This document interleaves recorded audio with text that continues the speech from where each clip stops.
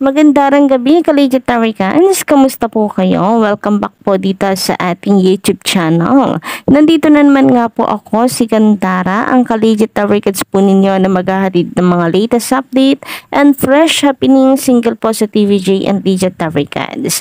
But before that, ay nais ko po munang pasalamatan ang ating pong mga subscribers na talagang walang sawa pong nakasuporta sa ating mga daily updates. At syempre, bilang atin pong pasasalamat, ayan narito po ang ilan sa mga napili po nating i-shoutout for tonight's video.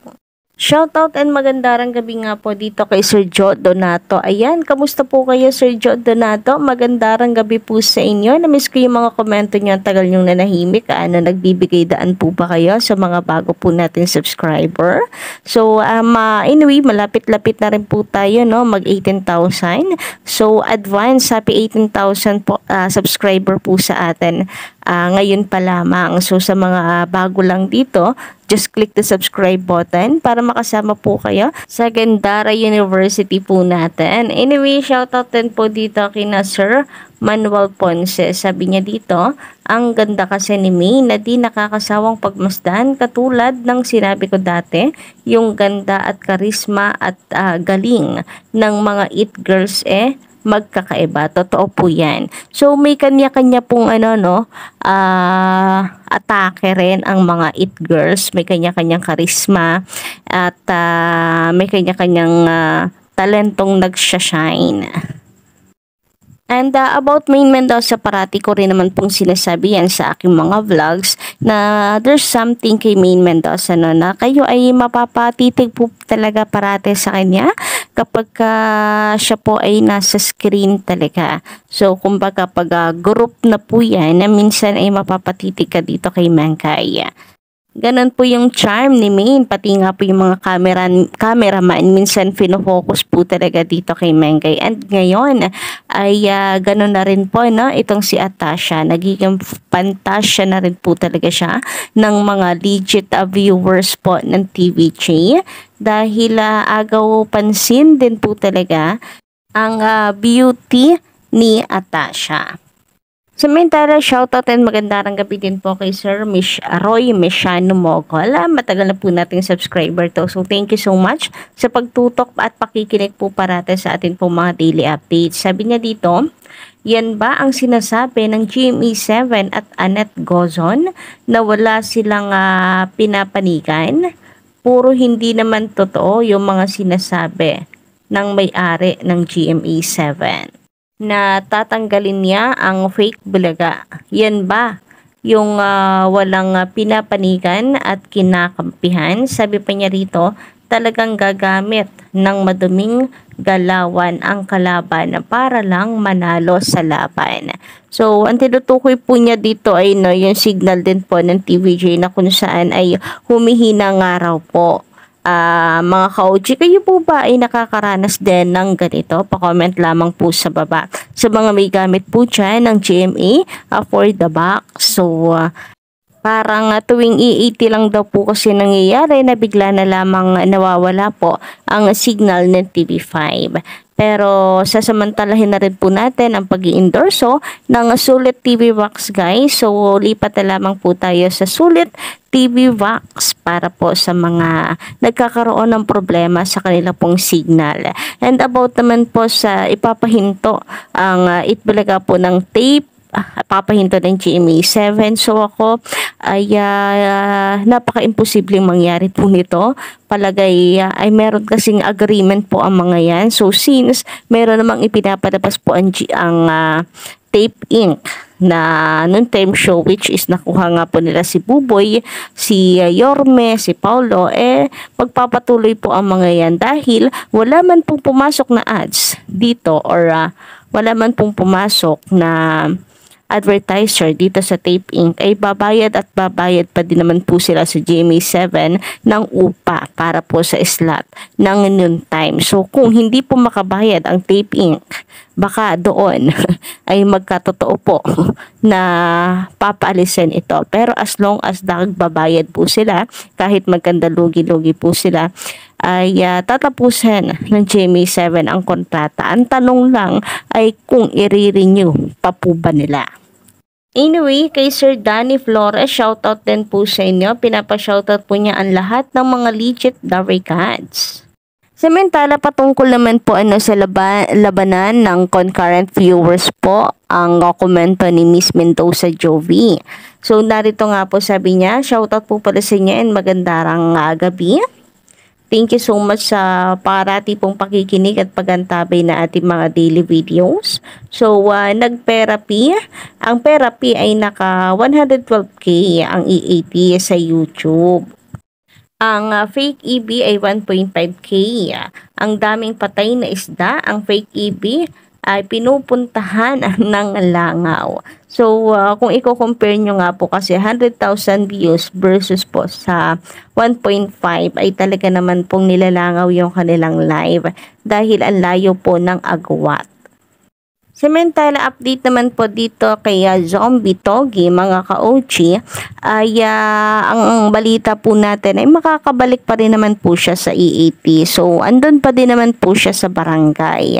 Matipid lang po talaga ang mga sagot ni Zombie, pero ang importante naman po doon ay nasagot po niya na nandun pa rin po siya sa barangay, which means, ibig sabihin, hindi po siya totoong tinanggal kagaya ng mga chismis na naririnig po natin. Samantala, para naman po sa mga nagtatanong, dahil nga po si Atasha Mulak ay nominees po siya sa favorite newbie para po sa 9th Roar Award ay kung paano daw po mag-vote.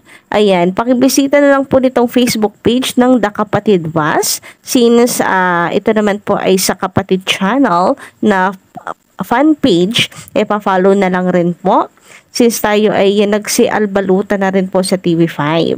So, paki-click na lang po ng link na kanila pong ipinost at doon po tayo makakapag-vote para po kay Atasha. Samantala, base naman po sa nasagap nating update ay meron pong pa-birthday. Special itong si Yorme na kung saan ay binati rin po siya ng Tape Inc. Ayan, meron din pong post dito sa studio, EPT Studio na binabati po si Yorme at may pa-cake pa. Pero ang birthday special na yan ay tila wala pong sinabi sa regular day lamang po ng EAT. Lalo na siguro kung atin pa pong itatapat ang birthday celebration ni Henyo Master Joey De Leon nung nakaraan. Pero ito na lang, regular day po ng TVJ ay nilalangaw pa rin po ang kanilang live. So makikita nga po natin dito sa YouTube guys, ang overall po na viewers po ng dalawang noontime show na ito sa YouTube after po na kanilang live. Ang itbulaga po ng Tape Inc. para po sa birthday ni Yorme, ayan, ay meron lamang pong 7.6k. So, 7,000 people lamang po ang nanood sa kanila. Samantalang ang regular day lamang po or regular episode ng EAT mga ka-OG sa TVJ channel ay meron pong 86k 3 minutes after po ng kanilang live. So, ang layo po ng agwat, 83,000 ay 86,000 versus 7.6,000 po ng kabila. So, yung birthday po special nitong si Yorme ay nilangaw po ang kanilang live sa YouTube and pati na rin po sa Facebook dahil narito nga po ang datos ng Facebook live streaming ng TVJ Official. After ng kanilang live, meron po silang 143k views and ganun din po sa TV5 Philippines. Parehas po na 143k. Samantalang, ang Tape Inc. mga ka-OG, after ng kanilang live ay meron lamang pong 39k. Diba? Ang layo po na agwat. 100,000 plus ba naman versus 30k yan itong kabila. So, meron pa po silang meron pa po silang birthday episode dyan ng pinagmamalaki nila na nagdadala di umano ng kanilang noontime show, pero bali wala pa rin po kahit sa regular day lamang po ng TVJ.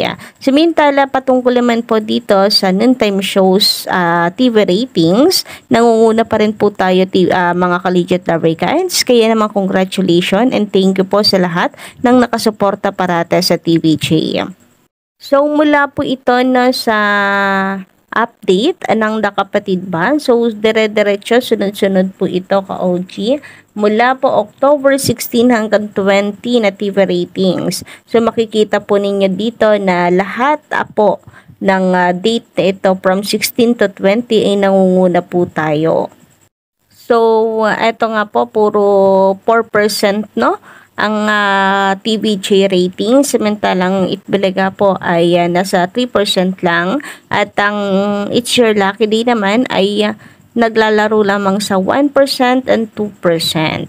So dito po makikita natin na talagang panalo po ang TVJ. So October 16 ay 4.2 versus 3.5 ng Itbulaga and 2.6 ng It's Your Lucky Day.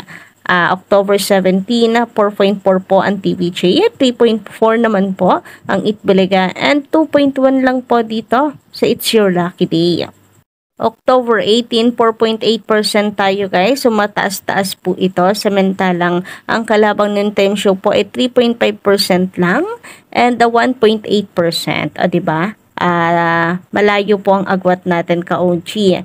So 4.4% naman po October 19 at ang kalaban ay 3.8 lang. Then 2.3 po ang It's Your Lucky Day.